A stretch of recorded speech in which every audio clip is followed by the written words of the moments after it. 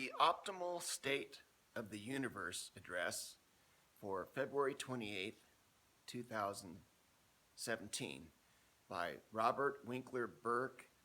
That's me of Reno, Nevada. I'll give my phone, 775-690-7293. As subject for the remarks today, the optimal state of the universe is selected. It is really about the union of the United States of America, but a scope broader of understanding is now required. When something new yet old is discovered, something that always is, was, and shall be, then this discoverer is obligated, as it was said by J. Robert Oppenheimer in his speech on the atomic age and scientific responsibility, that a scientist must believe it is good to learn, and after learning, to also believe it is good to share this knowledge and to share it with anyone interested. Is this true, I ask, with also political, philosophic knowledge? Indeed, we must believe, we must learn and share. But isn't it harder for mankind to gladly and willingly absorb the knowledge of the ages in regards to political philosophy? Aye, there's the rub, as Shakespeare used to say. We gladly await the next smartphone, computer, or robot to help us in our lives, but for too long we have avoided thinking through and beyond the epic model of political thought that sub-taught brains have purposely promulgated via progressive education on us, as I have covered in previous speeches. Suppose now then an ideal world, even an ideal which could be found on multiple worlds, fertilized throughout the universe by the divine attributes which the believers in a living God always ascribe to him. Well then, that's a tall order. Let us shorten it so as to be able to be mindful. Let us suppose the beloved framers of our United States government had, back in the late 18th century, enjoyed a propitious mind meld with the aforementioned creator in creating the Declaration of Independence, U.S. Constitution, and Bill of Rights.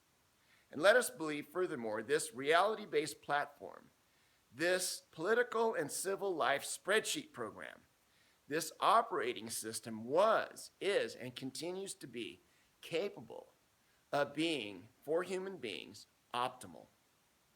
Consider, as a pause from great thinking about great matters, what was said to Arnold Schwarzenegger in the 1994 action comedy True Lies. Tom Arnold, his partner, said about marriage, "Women can't live with them, can't kill them." The same principle applies to civic philosophy and governance. At core levels, sometimes citizens want to kill their government, while often government wants to do that to citizens. We humans cannot live alone, even as men and women, as a species, cannot live alone. How then are we to live together in philosophic harmony? James Madison, answer is best. In Federalist Paper number 51, he wrote, "But what is government itself, but the greatest of all reflections on human nature? If men were angels, no government would be necessary. If angels were to govern men, neither external nor internal controls on government would be necessary. In framing a government which is to be administered by men over men, the great difficulty lies in this: you must first enable the government to control the governed, and in the next place, oblige it to control itself. Consider next what I hope you have the patience, that we must think about our own natures. Whereas Thomas Jefferson was right that we hold these truths to be self-evident, that all men are created equal, that they are endowed by their Creator with certain unalienable rights, that among these are life, liberty, and the pursuit of happiness, that to secure these rights, governments are instituted among men, deriving their just powers from the consent of the governed. Yet, as we must always respect each individual's inherent God-given rights, are we not all undeniably endowed with indifferently scaled abilities? Some are smarter or stronger than us. Some are weaker of body and mind. Some vastly so upward, some vastly so downward. Consider then, for the sake of understanding, political philosophy of governing that there is, as our founding fathers knew there is, and history before and since that time has proved and always keeps proving, there is a good in liberty and there is a bad in tyranny. In the general populace, we can imagine three equally sized circles of people. One circle of people at stage right are called the likes good because they tend to like liberty. Another circle of people in the center are called the likes who's winning because they tend to like whichever circle is winning at the time.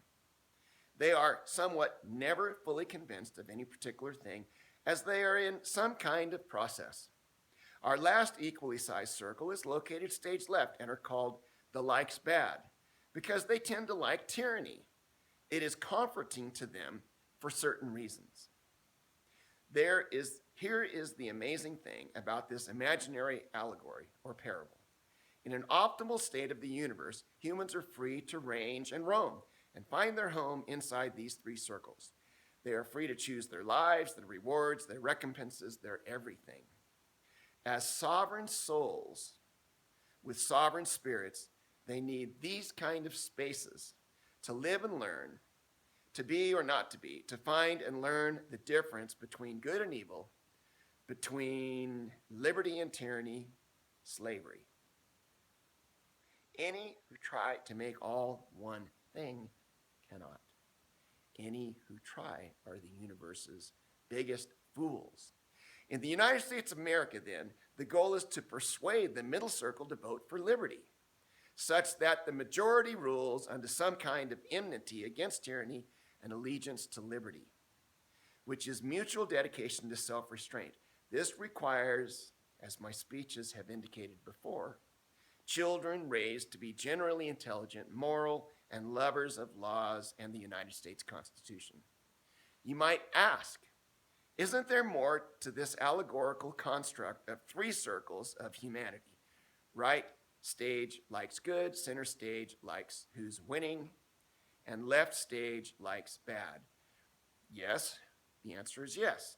The leftmost part of the stage of these three circles is a Roman two-edged sword, and it consists of a small percentage of people who are very smart, very robust, and very effective.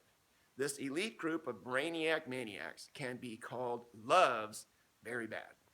They lead the charge to the stage left with their swords or lightsabers of power brains, power money, power fame, power everything to get the middle circle to vote towards tyranny and slavery.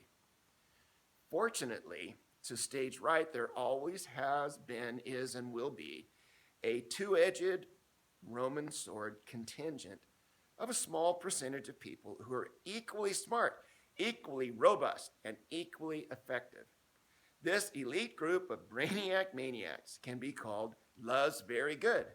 They lead the charge to stage right with their swords or lightsabers of power brains, power money, power fame, power everything to get the middle circle to vote and work towards liberty and freedom. Now, above this glorious design, this eternal design, this design not made of man's hands. Above all this is God in heaven, if you will. Below all this, naturally enough, the enemy of heaven, the opposite of good power, sits himself, the devil. Whether any of this allegory is true or not is something no man can with absolute certainty say.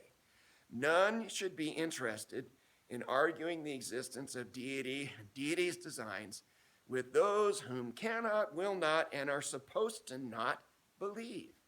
However, let us pretend, for the sake of the argument, this is a worthy allegory to pursue, to understand the optimal state of the universe of civil life.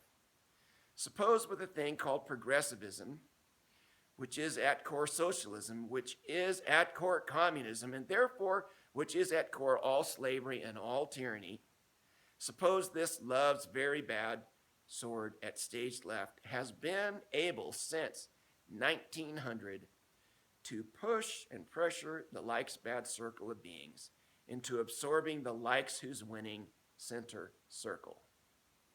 And the two circles are now a large blob of spiritual slavery.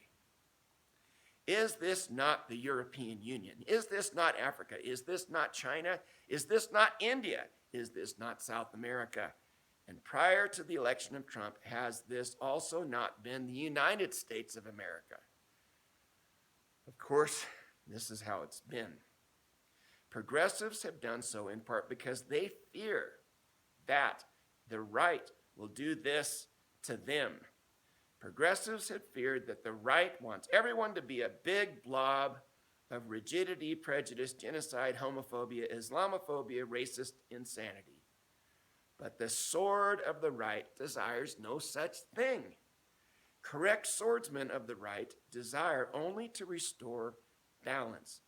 1/3 liking good, 1/3 siding with the winner, and 1/3 still liking bad. This is restoring the balance of the universe to the optimal state of the universe. Therefore, the swordsman of stage right must be good. Therefore, the swordsman of stage left must be bad. The spirits in the middle must separate themselves in groups of 1/3, 1/3, and 1/3. This keeps all leaders sharp. Bad, which cannot ever be extinguished, keeps the good into an eternal formation of effectual good to combat the eternal formation of effectual bad. Sometimes bad wins, sometimes good wins, sometimes neither wins. But it is not catastrophic if the balance of 1/3 and 1/3 and 1/3 is understood and maintained as the optimal state of the universe. What is bad, very bad, is when bad does not respect this eternal framework, as when Nazi Germany engaged in wholesale genocide, using the tools of a powerful industrial society. The Second World War of the 20th century killed some 70 million of 2.3 billion people, about 3% of the populace. We must never return to this distortion. Absent right victory, we are heading to this same repeat of distortion. Therefore, it is with utmost concern that the left, which lost 2016 elections in the United States as well as in England's Brexit vote, understands that we are now entering a wonderful age of restoration and revival of liberty and freedom, that to do so is not crazy, but sheer brilliance and thriving, flourishing human destiny. Granted, this is a shocker to the left. It must protest, it must rant, it must rave, but the left must not destroy, nor will it be permitted to destroy. Be assured, good does no genocide, never has, never will. Good does not do what the left was going to do, namely wipe out all opposition. Read James Madison and love 1776's spirit. In essence, we are returning to the deep, very deep wisdom of ancient scripture, where wolf man is, yes, supposed to lie down with lamb man and not eat lamb man. This was the design of the founding fathers of 1776. And the left, the progressives, decided to in fact become global elites, happy to be ravening wolves, utterly gleeful in eating all lambs, in order to have empire, to have executive jets, to have parties imagining vain and abhorrently evil things. Our founding fathers knew and understand the depravity, ready and willing to come out and play notorious in every individual, whether high and mighty or low and humble. Our founding fathers therefore chose the noble path, the truly, truly noble path of 1776 tragic liberty. They could have been eternally so-called elected family rulers of the name Jeffersons, Adamses, Washington's repeated ad nauseum. They were better than that, much, much better than that. They chose not to be the Bush, Clinton, Obama, repeat progressive enslavers we have seen in our besotted by progressive idiocracy lives. We discovered, to our dismay, that our inferior rulers ruled, lectured, and hectored us, their vastly superior citizens in spirit, soul, and body. Elites have been idiots. Today seems so dark, yet even at the same time so light. Since the 1960s, we have had a continual stream of wolf-eating lamb progressive presidents whose only difference is a meaningless designation as Republican lamb eater or Democrat lamb eater. Reagan was that good wolf who implored the nation's leaders to stop eating sheep. Trump may be even better at getting our nation and the world to stop its leaders from dining on Prague-educated and therefore rube-made sheep. God have mercy on us all, large or small, bright or dim, in the land of the free and the home of the brave, unto abiding, optimal restoration of the United States of America.